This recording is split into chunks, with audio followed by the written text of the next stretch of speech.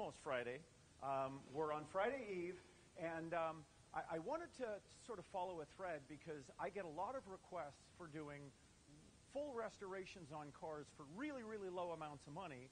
And I keep wondering where these people come up with their math, because I don't even understand it at all. So Brigitte, who's actually the producer of this production that we're on, and she didn't understand it either. And I said, Brigitte, can you do some research for me and figure out why they're all asking me to do ridiculously low-priced restorations, like $25,000 all in, parts, labor, LS engines, wheels, tires, paint jobs, everything else. So, and by the way, I learned never go anywhere and have a discussion without bringing your whiteboard. So we're going to go in and see Brigitte, if you wouldn't mind following me.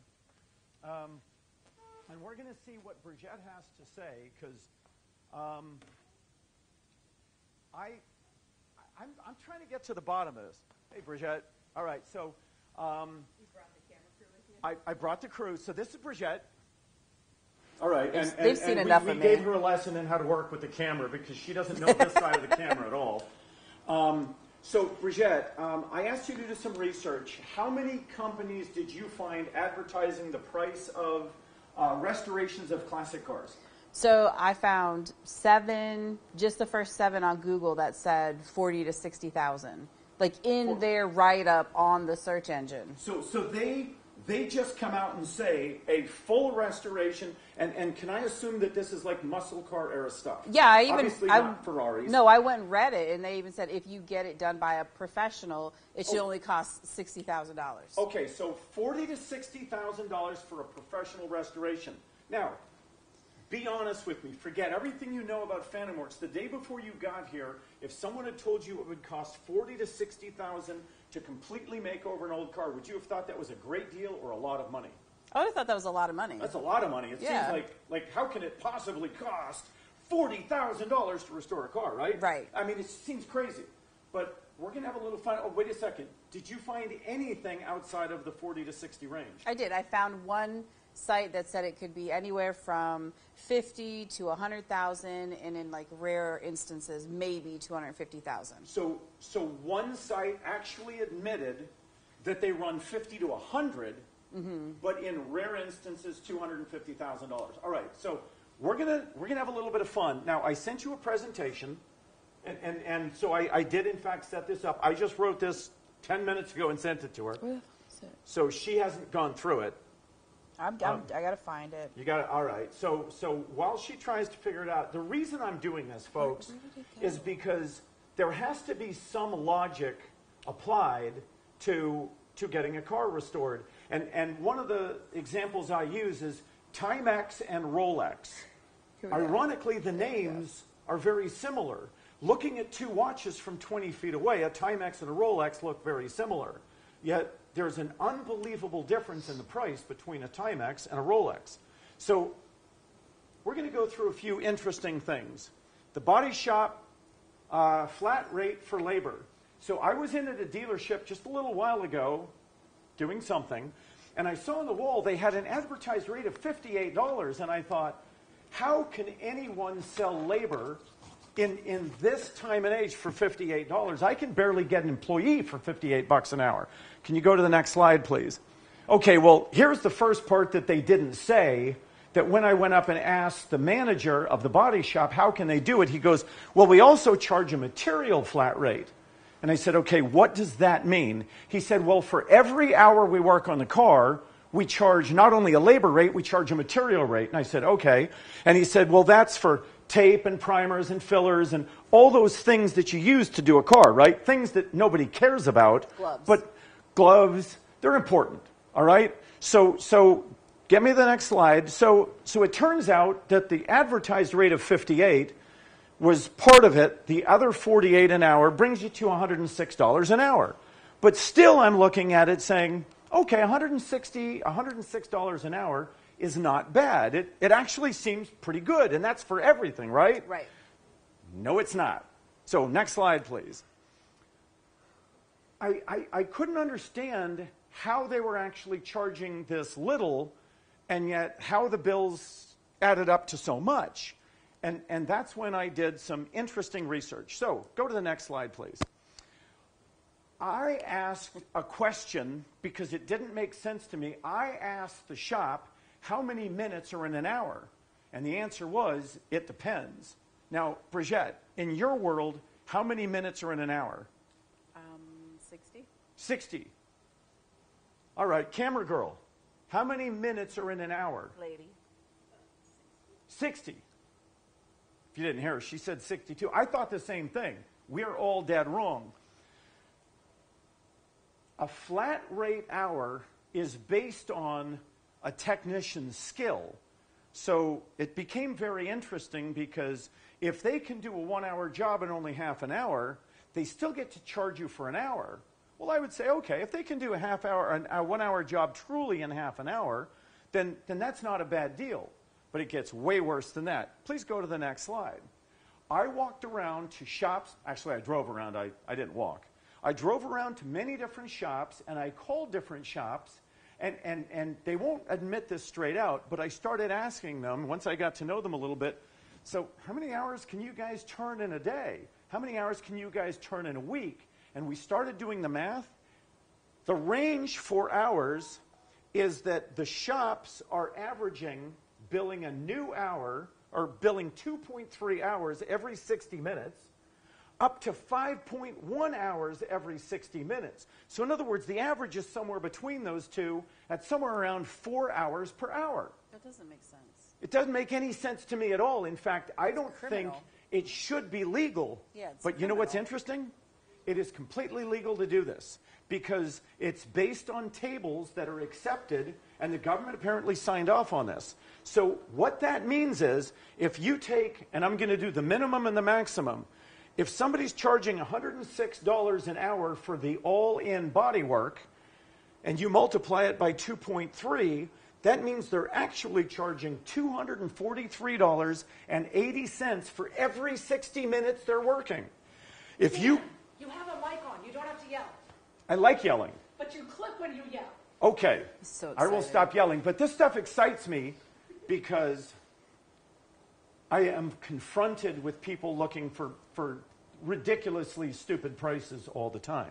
Like that $20,000 one? Oh, I can't even tell you how many $20,000 restorations we've been told to do. So here, if you go to the most extreme case I found, and by the way, this wasn't a shop that told me that they get 5.1 hours per hour like they did it once.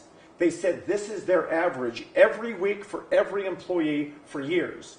They're averaging every employee is turning in a 40-hour week 200 plus hours. No matter their skill level. Doesn't matter. Wow. They're turning 200 hours per employee per week. So that means they're actually billing at $540 for every hour they're actually working on your car.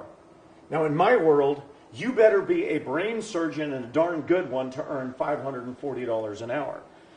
All right, and what's interesting is while they're charging these rates, their sign says on it, $58 an hour.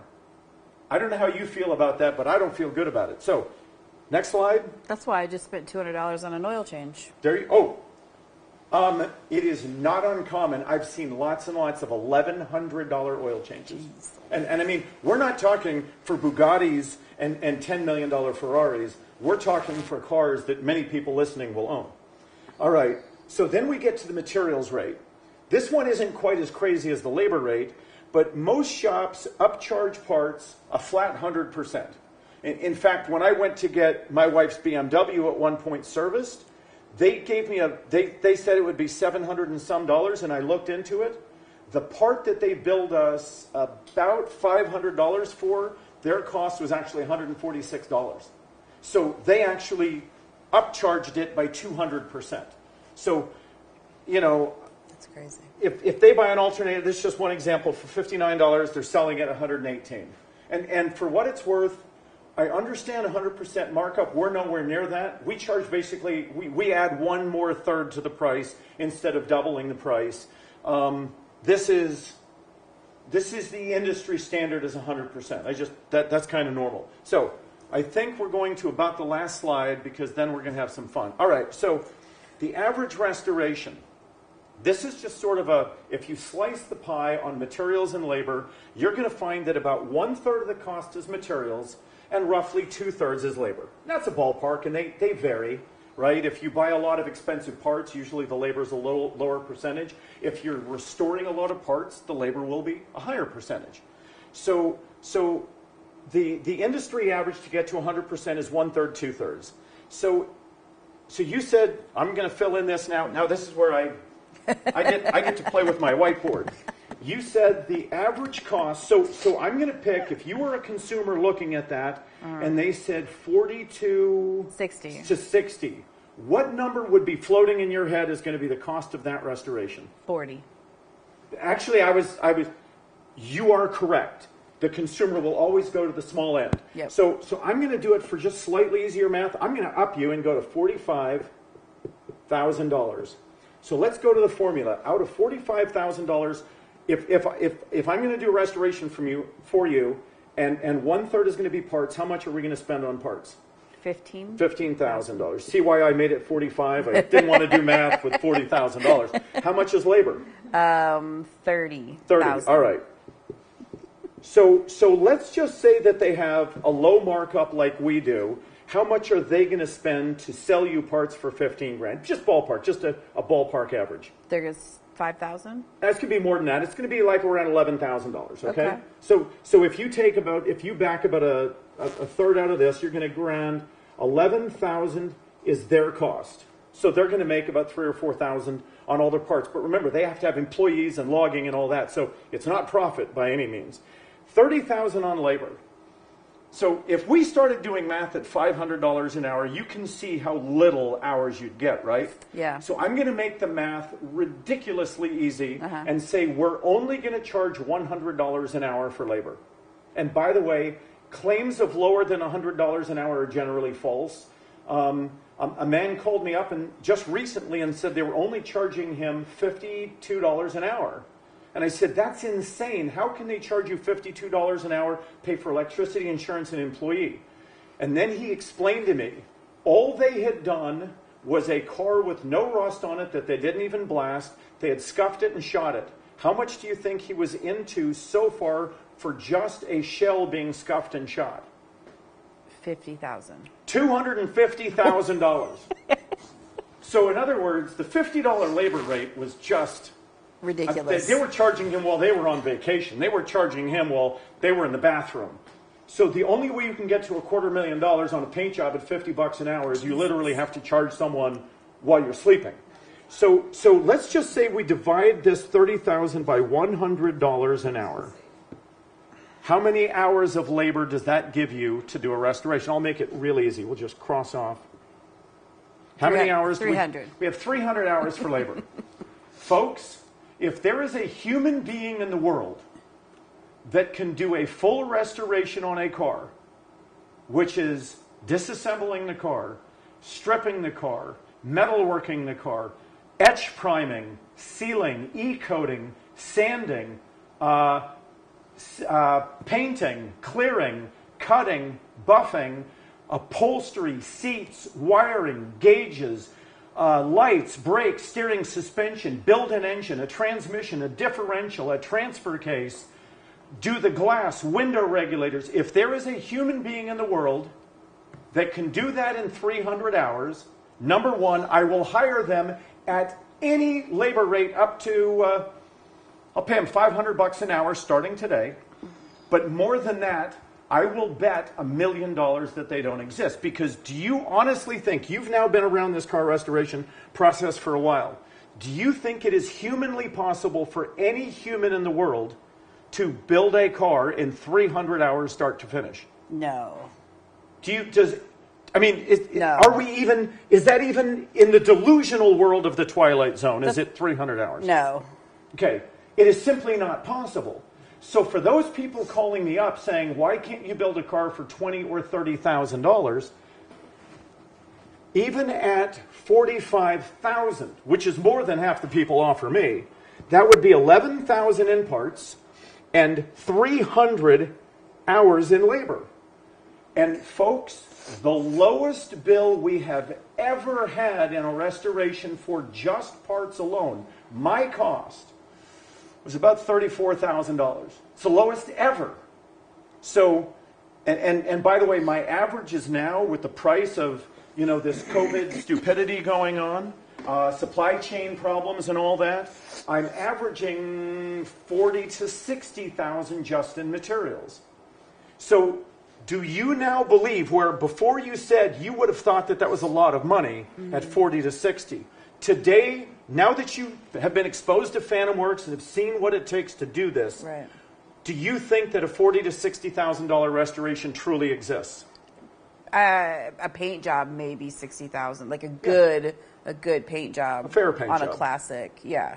Yeah. So That's about it. No. okay, and I'll tell you, she's still a little off there because I work with a lot of high-end shops, and the general consensus is that for a truly correct restoration paint job, which is disassembly, blast, metal fab, e-coat, prime, block, seal, color, base, clear, cut, buff, and just putting all the parts back on, that starts at over $100,000.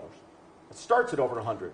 So then I'm bringing you a car that's not even going to be worth the amount it took to fix it to begin with. I didn't ask you to say that at all. In fact, I had no idea you were going to say it. You couldn't be more correct. Right. So when someone brings you a 65 Mustang, and I use that as an example, not because I don't like Ford Mustangs. Ford was the greatest pioneer in the automotive history ever. And I think the Mustang was the car that they had out of the park. Look, they had really two winners, right? The Model T, which was the vehicle that set the world on fire for vehicles, and the Mustang, which is the highest production sports car ever made. So I actually, for those reasons, love the Mustang. But the fact is you go spend 6 figures on a Mustang coupe, and will you ever get your money back out of it? No. Nope. All right. So, folks, the $40,000 to $60,000. I don't care how many websites say it. I don't care how many people lie about the same thing. It isn't true. It can't be true. No one's ever been able to prove me wrong. So then it begs the question. So why do we do this? Why do they lie? Why do they tell that lie? Okay. Well, I have to start getting dirty to say why. I'll give you the very quick version. If I can get you in the door and get your car taken apart and start the process, how easy is it for you to quit? It's not. It's not. So if I tell you it's going to be 40, like the man that called me a little while ago, he found a shop that told him they'd do the full restoration for 50, and I could tell by the sound of his voice that things hadn't gone well. And I said, how far are you through the process? And he said, about 50% of the way through. I said, how much have you given him so far? He was at $300,000 and was only halfway through the process. What about the $350,000 car that just got, the Camaro that just got sold? Yeah, I don't know the details on it, so I can't tell you. So look, there's a lot of anomalies in the system, but the reality is unless you have a providenced car, in other words, it's a rare car, highly desirable, race history, super rare options, something about it is very different. As a rule, restorations will never bring the money back. If it's a providenced car, they change all the rules, okay? It's like the difference between owning Seabiscuit and a mule that hauls your hay, right? You can't get $300 for the mule that hauls your hay, and Seabiscuit would be worth millions and millions in today's market. So there's just because they both trot on 4 legs doesn't mean they're the same horse. Right. All right? So you have to look at this when you look at cars. Now, I want you now to follow me, and we're going to go talk to Dave, because there is something in the markets today that, as a rule, not only can you make a business case for it, most clients that come in and get this done can actually make money on it. So, does that make, I mean, now you've been around this world, how many cars do you think you can have built and then make money on them? Very few. Very few. So we're going to go look at a few right now, if you don't mind following me, Benicia. Don't By the forget way, you couldn't hear her before. Benicia, you have to speak up. She's so quiet. Hey, Davey. All right. So we lined up for you 3 of virtually the same build. So I'm going to invite David. I haven't prepared you really. Do me a favor, stand there if you would. We're going to look at this car. This car just came in yesterday, right? Yep. 67. May SS. or may not be an SS 350 Camaro. It's crate 350. Yeah. Okay. So it's a car that was recently bought at auction, but any idea how many horsepower a typical crate 350 will have? 250, 275. Believe it maybe. or not, they started at about 180. Okay. So this is probably a low 200 horsepower engine, roughly. The guy likes the car, but it doesn't perform. It's not as reliable as he wants, and it certainly doesn't perform the way he wants. So Dave, give me an idea of all the systems you're going to have to change out to put an LS in this car. All of them. No. You're not going to have to change out the front and back. Oh, no, systems. Electrical system, because it gets, the computer controlled, EFI, all that stuff. It gets, fuel system needs to be changed. The, drivetrain, we change all the systems pretty much. We touch a little bit of everything. I don't touch the paint or the cosmetics, but drivetrain, electrical, all that gets I'm going to ask you an unfair question. Do you have to change all those systems if you put in an LS? No, not all of them.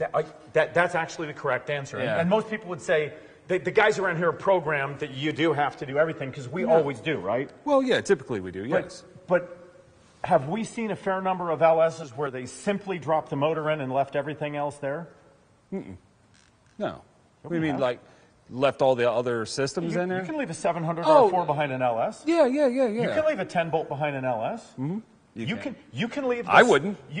I didn't say you should, but can you? Yeah. Can you leave the stock fuel tank behind an LS? No. Yeah, you Well, can. okay. Yeah, you can. The way we do it, I don't. No, I'm not talking about the way we do it. Right. Is it possible to pull it in an LS without putting in a new wiring harness, without putting in a good transmission, differential, suspension? You could go to a junkyard and pick an LS out of any pickup truck out there and wire it in and make it work. Okay. So for a lot of people who say you should be able to do an LS swap for 10 grand because they're looking at a $3,000 or $4,000 high mileage used motor and leaving all the rest of the old stuff in the car. Yeah. So can you theoretically Yeah. do? But You probably could. But would you ever recommend it? I wouldn't. Okay. Well, I mean, I don't know. No, I wouldn't recommend it. Yeah, because do you think it will last long? No. Chris had a great saying for me, and I've never forgotten it. A quick fix refers more to the amount of time that it lasts than the cost or than the time it takes to fix it. So a quick fix means it's a quick fail. Okay. So when we do this, we're gonna rip all this out. So can we go? Can you guys follow us? We're just gonna step over here. Yeah. What is that? I just heard bird poop. All right. So Davey. This is in process of getting an LS. So why am I seeing a front end missing? This is ridiculous. Well, we had a couple rotted fender wells in this one, so the easiest way for these to do the fender wells is pull the front clip. Okay. Because they're sandwiched in between a bunch of other pieces of the car. Yeah. And okay, but let me ask you this: do you have to have good fender wells to put in an LS? No. Okay, so the point I'm trying to get to in this is, if all you do is the minimum, you'll get away with it. Yeah. And will the cost be lower if we didn't do the fender wells? Of course. Would the job have been as good? No. Will the engine bay look as good when it's done? No. So when we opened up this car, the firewall looked horrible, the fender wells were rusted out, the body mount bushings were bad, the frame didn't look great. Yeah. So before you got here, you didn't do work like this because very few shops go to this level, right? Correct. So why do you think would you now say it's necessary to do all these things? Pride. I love, just being able to build these cars and put a beautiful product out there. Okay. That's my deal. So maybe before you wouldn't have said it was all necessary. No, well, that's the different types of shops that I've worked in too. They're in and out. We're fixing what's wrong with them, and we're getting them back out the door, not, living with them for a few months. Yeah. We did what they wanted to get done, which was specifically one thing. So we did the one thing, got it done, got it out. So. Okay. So is it necessary to do brakes when you put in an LS? No. Is Well, it I a mean, really good idea to do it brakes? is. Okay, why? Well, more horsepower. Yeah, okay. You got to stop. Yeah, so look, when you take a car that had 200 horsepower and you bring it up to 500 horsepower, you better have brakes. As Donald Sutherland said in the, not the Dirty Ken and Kelly's Heroes, he goes, I'd like to think I can get out of trouble as fast as I get into it. This gets you out of trouble as fast as that gets you into it. So we step up everything to 13-inch rotors or larger. We go in with either electric brakes, or if we have good vacuum and everything's working good, an 11-inch booster. Don't ever install one of these little garbage 5 or 7-inch boosters. They don't work. They don't give you any vacuum. So we go in with the large 11-inch booster or electric brakes.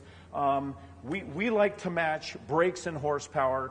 Drivetrain. Are we matching the drivetrain on this? Oh, yeah. Okay, so what's in our new drivetrain? This has got a 4-link setup, 9-inch housing, 390 gear. This is an automatic car, so. So what transmission? We got a monster in this one. This one's got a built 4L70, 4L80. Might as well make it a 4L80, but it's built to the 10s. Do we ask our builder to build our 4Ls as cheap as they can, or with virtually the best parts that are available? The best, yeah, the best. We're putting them behind these screaming engines. We want them to last. Yeah, I don't want this car to last 20 burnouts before it fails. Yeah. I want it to burn out until he's on the rims, and has to put more gas in it, and the transmission's still holding on. So one more. Let's walk over to the Chevelle. Okay. So that's an in-process 68 Camaro. Yep.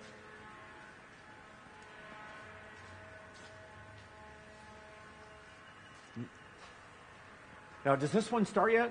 No, not yet. Okay. So No, I'm still missing. I still need a radiator. I need a few other little odds and ends, but we're about 90% done to drive it. So here, I'm going to make life easier on. Get over there, Davey. We're just gonna cozy in here, buddy. All right, come on in. All right. So this car, how long has it been in the shop? 2.5 months, 3 months, maybe. About 3 months. Yeah, I think that's about right. And was it necessary for us to redo the entire engine bay? No. No and yes, right? Well, it's not necessary because it's a safety or a reliability issue. Right. But how many people want to lift their hood and see a 500 horsepower motor with chipped and flaking paint and nastiness all over it? Oh, yes, by the way, folks, there is dust on it, so dust doesn't count. We will wipe the dust off. Yep. But we redid the firewall, redid the fender wells. In fact, this came in with plastic fender wells. Yeah, it had plastic ones on it. And so we had to do the same thing. We ripped this front end apart, redid the fender wells. Of course, it's going to get an LS-compatible radiator. Yep. The oil pan alone, why does Chevrolet build them with oil pans that won't go into anything but into a modern Corvette? Don't ask me. I just get the pan that works with these cars. So this car at this point has the right oil pan on it, the right accessories. Of course, it's set up. Everybody wants their air conditioning. It's got heat, power steering, power brakes. So it's really got all the fixings. And this car, I won't say it's ready to go home, but it's certainly starting to get close to its we're real close on this final. Now, I'm going to ask you a question about finances, and I'm just going to see your thoughts. There is no right or wrong answer, although I'm probably going to bust your chops. Yeah, you will. Yeah, I will. Yeah. If you owned this car with a 350 in it or even a 454, and you made the decision to spend the money to upgrade the brakes, to upgrade the engine bay, to upgrade the engine, the transmission, the differential, the steering, the suspension, new wiring, do you think as a rule that you're going to get your money's worth for that change? Well, I really wouldn't think that, because I feel that if I put that kind of money into a car, I'm going to keep it. No, I'm not talking about selling it. Do you think you're getting your money's worth? You know about what this costs. Yeah, well, especially with the reliability and knowing you just can jump in it and go for a ride. So I'm going to agree. I think you're getting your money's worth. Yeah. But here's the question that people ask me all the time. is it something that if I were to sell it, I'm going to get my money back out of it? Now, what are your thoughts?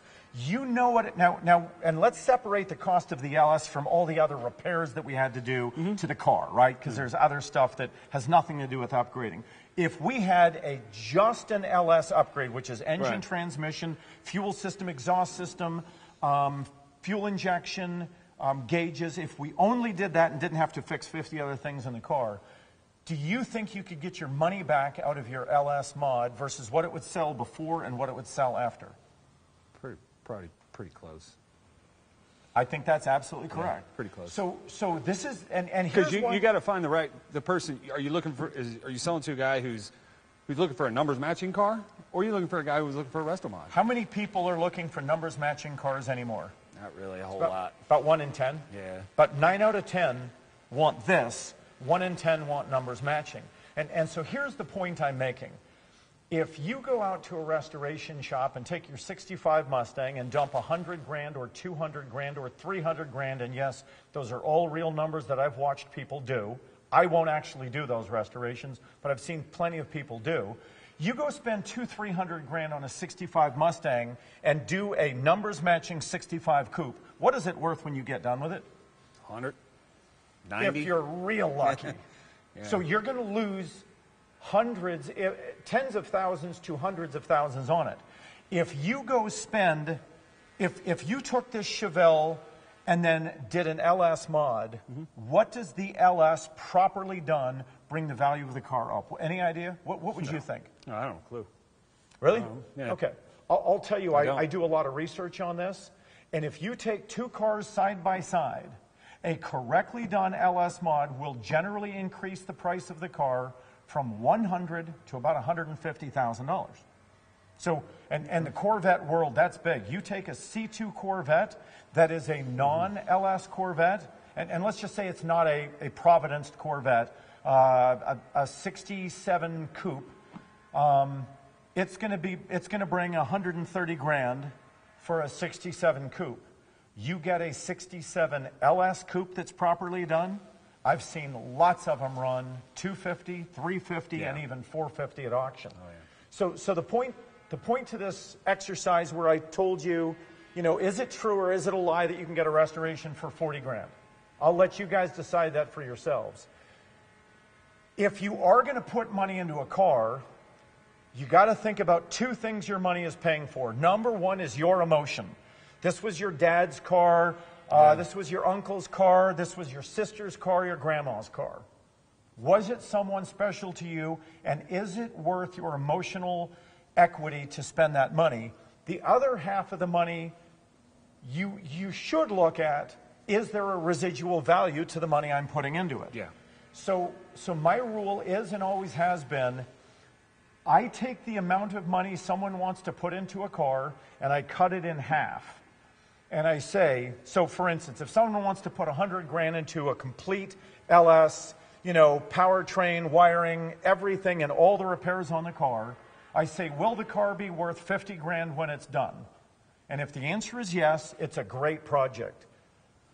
In this case, I not only think the car is going to be worth 50 grand, I think the car is going to be worth probably every bit of 150 grand.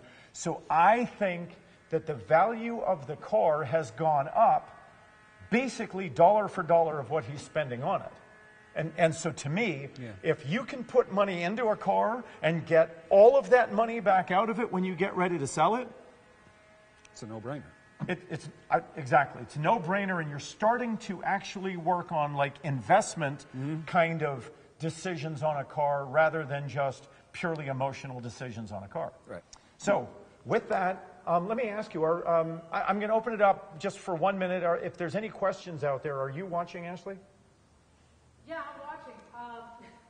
We haven't asked for... We actually haven't had a lot of questions, but Okay. a lot more of people just really appreciating this and wanting to know more about how we're going to do, we watched Dan restore a clock, and we all spent 3 hours with him filming him restore the clock.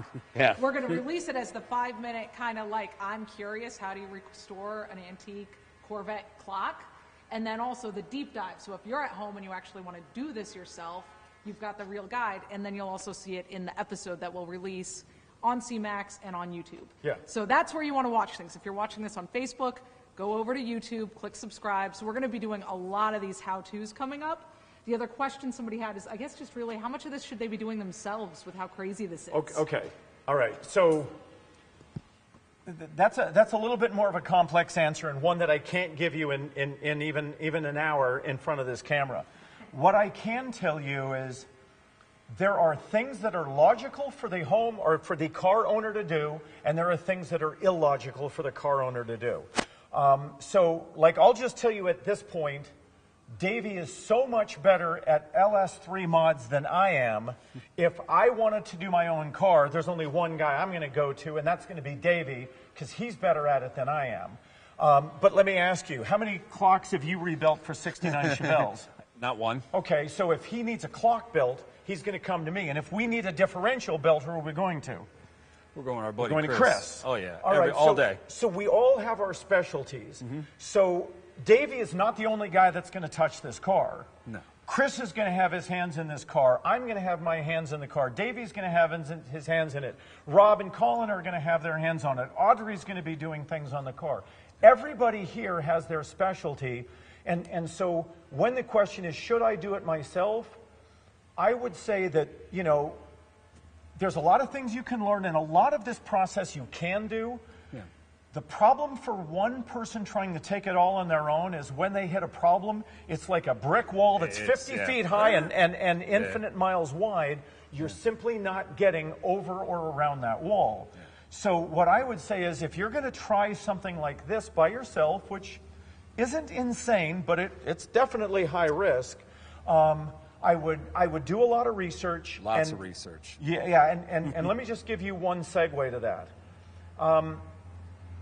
I think we've built as many cars, classic cars, as any shop can boast on this planet. I'm not sure that anyone can claim that they've built more classics than we have. And at this point, I want to do something that's kind of fun because we get so many questions. We're going to start doing a fair number of how-to videos.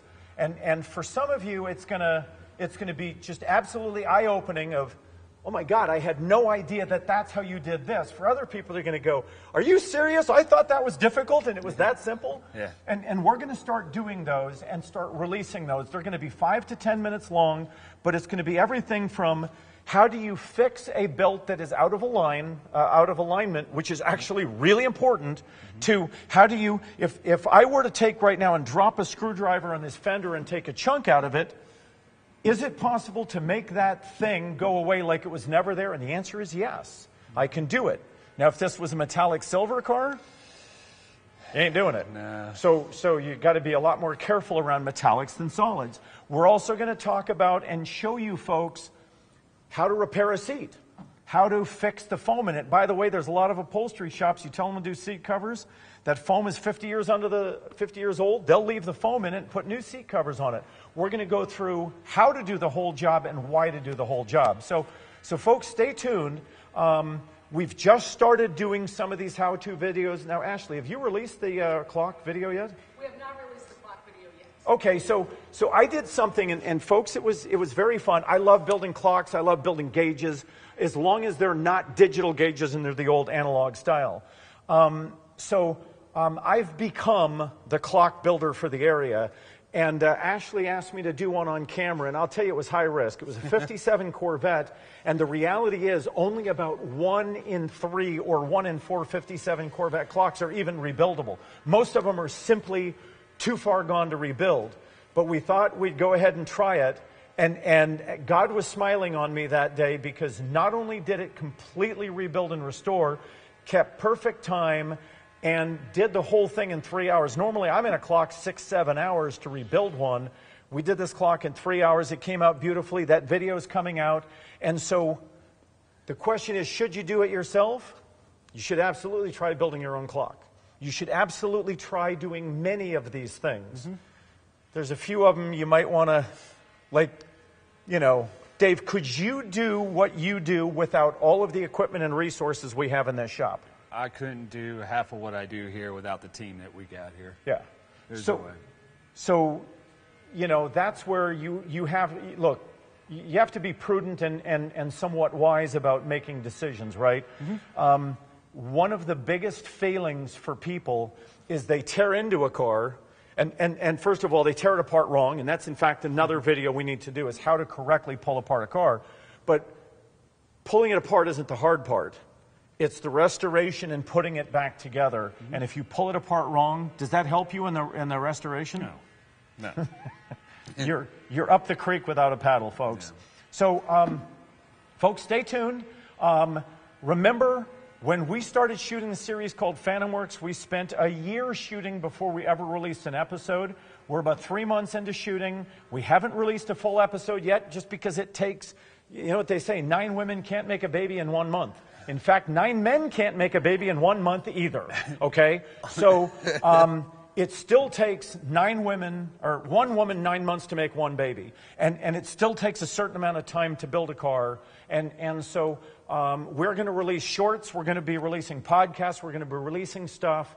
But the full episodes, they just take time. They got to bake in the oven until they're done. And when they're done, we're going to release them. So please stay tuned. Please have your friends subscribe. Folks, we no longer have the money of the Discovery Channel behind us. This is me and a couple guys financing this whole thing.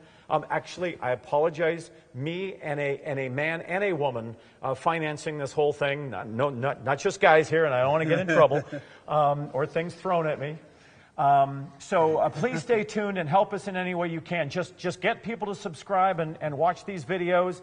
And folks, we will keep bringing you great content, and we're going to do everything we can to help you get over those hurdles to doing as much of it you can by yourself. Yeah, definitely. We good? Yeah, man. We good? Have a great one, folks. Yeah.